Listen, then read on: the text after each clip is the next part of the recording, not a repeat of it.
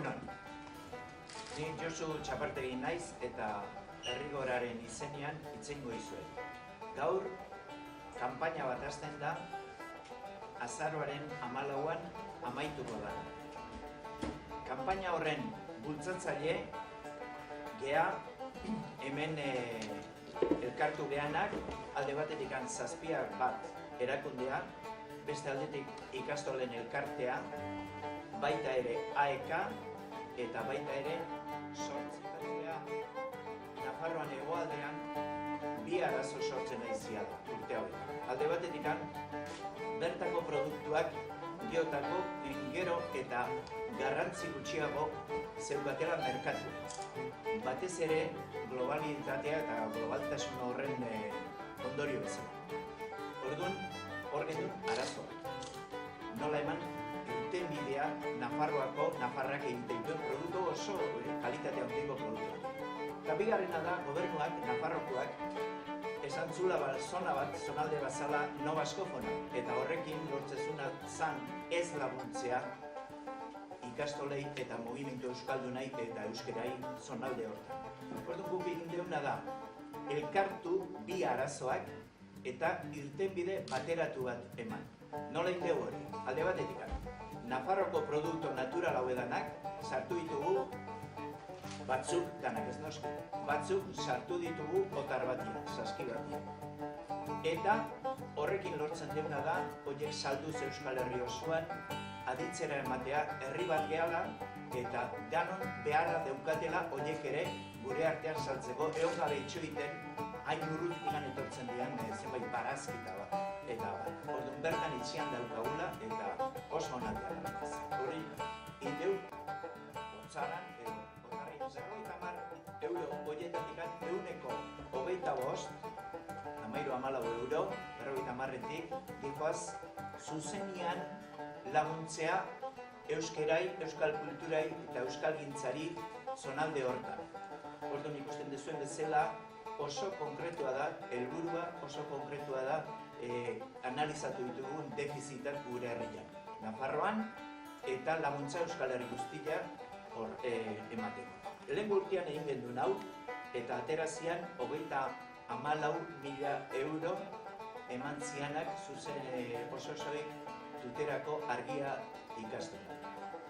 Aurten aldaketa bat dago, ia jende gilo geha elkartasun honetan bildu gehanak Herrigora ekimen programa honetan, eta aurten emango ditugun guk jasotzen den diru kopuru hori ez da gongo leku batea bakarrik, gongo da 3 lekuta.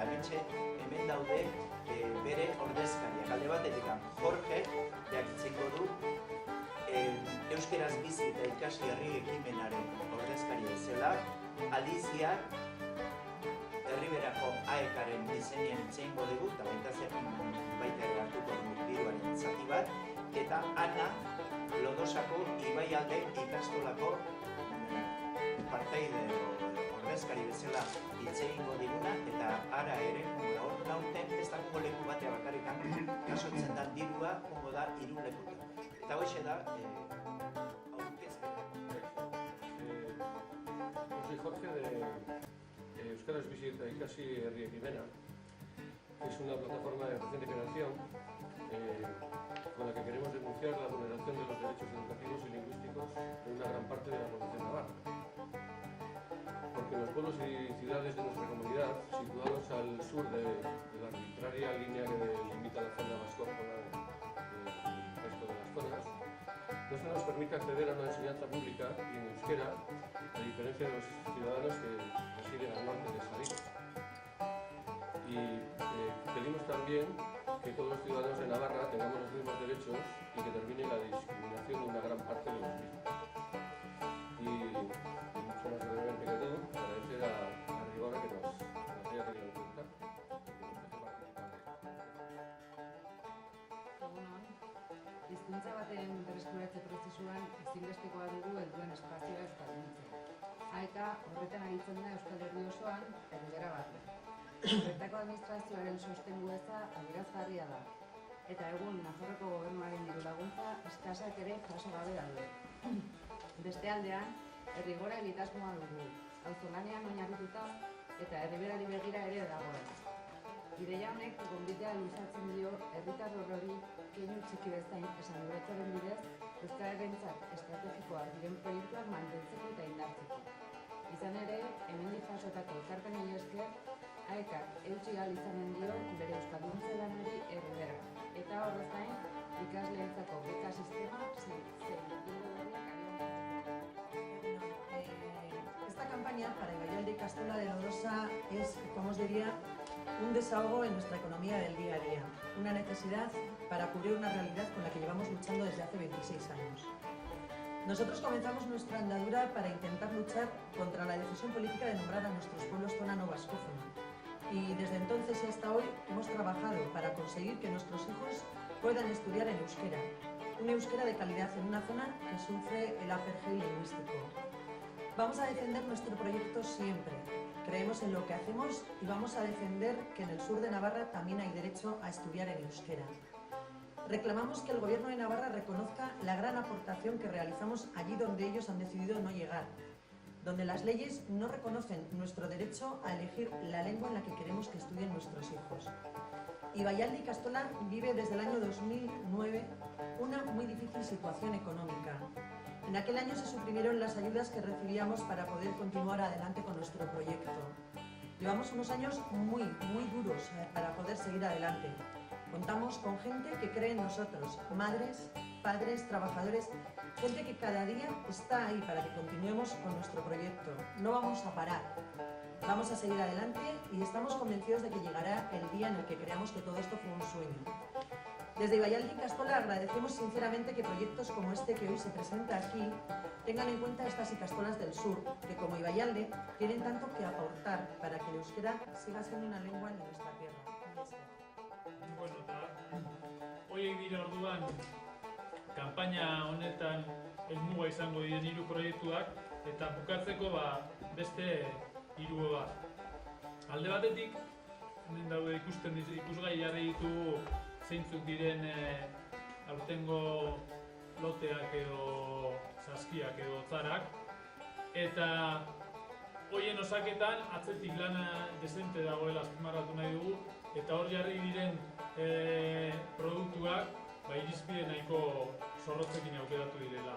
Bertakoak izatea, naturalak izatea, euren inguru sozioekonomikoa kontutan izaten duten hornitzaileak izatea, eta hori dela emaitza, ez dela bakarrik produktu onak bilatu ditugula, baina produktua gainera kalitate altukoa dira.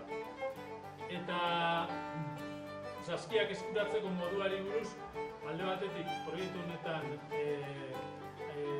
sartu diren sortzen AEK eta ikastolen elkartearen bidez, ikastetxe, ikastola eta euskaltegi askotan egongo dira eskariak egiteko zerrendak, baina horretaz aparte, herrigora ekimen herritar bat da eta jende asko parte hartzen du, bere sensibilidadetik edo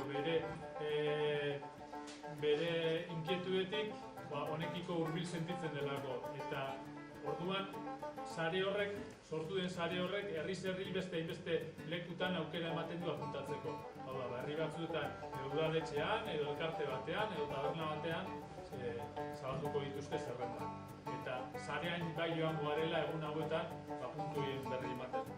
Eta amaitzeko bai esan, ilusio handiz gaudela, honetan denbora desente aurrelanetan pasatuta gero, eta oso harrera ona topatu dugulako, eta horrek baikorrak izateko motiboak ematen dizkigulako, bai emaitzei begira, eta bai orokorrean jendeak izango duen parte hartzeari begira eta lan egiteko modueni begira. Eta kanpainaren izenburuak apur bat esaten duen modura, begialdia egin nahi diogula herritar orori, honetan parte hartzezan eta utz edo aize egin desaion Nafarroa hegoaldeko bai laborantzari eta euskara.